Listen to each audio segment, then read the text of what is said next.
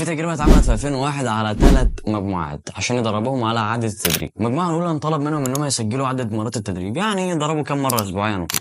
المجموعة التانية طلب منهم برضو نفس الكلام إنهم يسجلوا عدد مرات التدريب، ولكن حاجة زيادة اللي هي جرعات التحفيز. خلوهم يقرأوا عن فوائد التدريب، هو بيحسن صحة القلب، إنك تظبط شكل جسمك بقى وكده، يعني زي ما تقول كده ادوهم جرعة تحفيزية. المجموعة التالتة سجلوا نفس الكلام، عدد مرات التدريب ونفس الجرعة التحفيزية وحاجة كمان تالتة، وركز معايا في ديت أوي. طلب منهم إن هم يحطوا خطة لإيه بقى؟ خطة لإمتى وفين هيتدرب. المجموعة الأولى والتانية نسبة إقبالهم على التمرين كانت 35% و38%. المجموعة التالتة نسبة إقبالهم على التمرين كان 91%. عارف السر كان فين؟ كان في الخطة اللي هم حطوا خطة بمكان ووقت العادة اللي هم يعملوها اللي هي التدريب، والخطة دي بنسميها